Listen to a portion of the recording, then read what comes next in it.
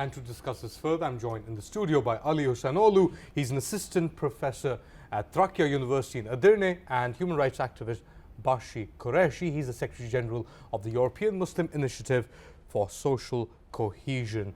Let's begin with you, Ali. As we saw in that report, we're in the 21st century. Why is it that any minority inside Greece, especially the Turks, are facing discrimination or being discriminated against? One of the main reasons has to do with the history of the minority, the history of relations of Greece with Turkey. Minorities, given that it's a national minority, bilateral relations between Greece and Turkey directly affects the fate of the Muslim Turkish minority. This was the case, this has been the case since the signing of the Lausanne Peace Treaty of 1923. And the minorities generally prefer to have, the minority prefers the two countries have better relations because this has a great impact on their everyday lives. So in that context, how does President Erdogan's visit? This is his fifth visit to Greece, yes. But that was before as Prime Minister. How does his visit now fit into this context of growing ties? The vast majority of the Muslim Turks of Western Thrace, they are appreciating his visit. And because Turkey is widely accepted as the motherland of the ethnic Turks living in Greece. And it's a kind of a gesture by the Turkish president. And it's a kind of that I don't forget you.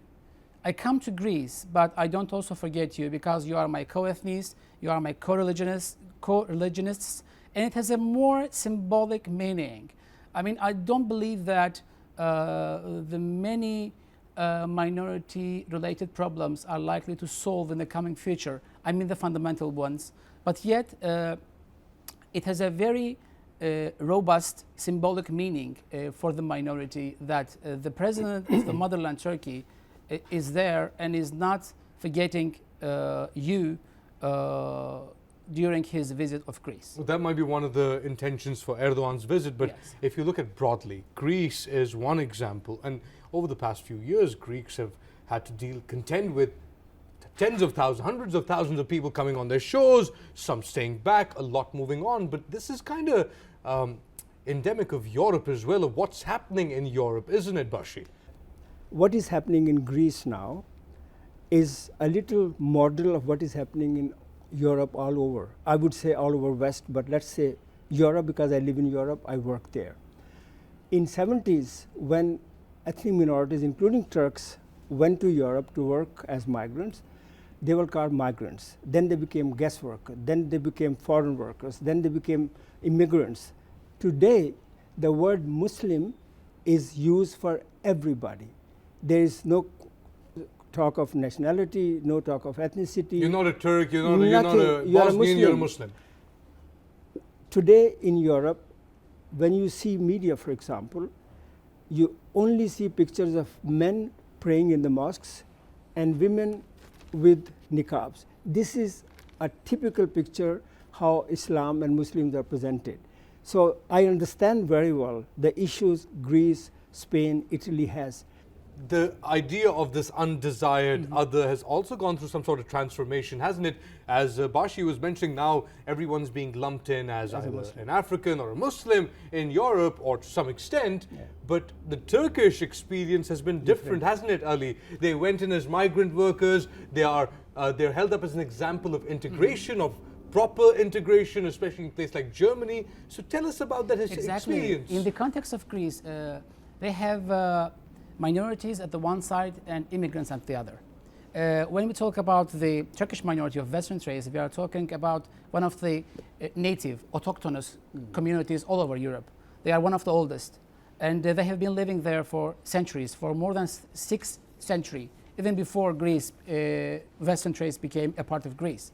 But there is a major difference, even treatment of Greece, of the minority and the immigrants. Because immigrants, they are relatively newcomers. Okay. Many of them, they arrived by the end of the Cold War.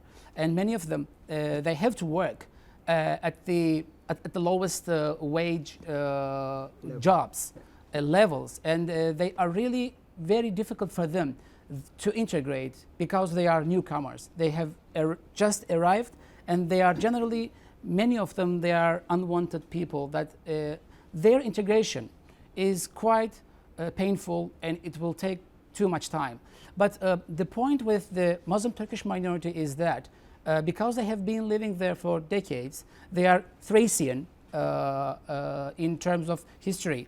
Their integration is not as painful as the integration of immigrant groups. But there it stands the history which has to do with Turkey and the ethnic Turkish identity. I don't believe that many Greeks, they are troubled with the Muslim identity of the minority, but many of them, they are troubled with the ethnic Greek, ethnic Turkish identity of the minority. I'll bring the conversation back to you, Bashy. No problem.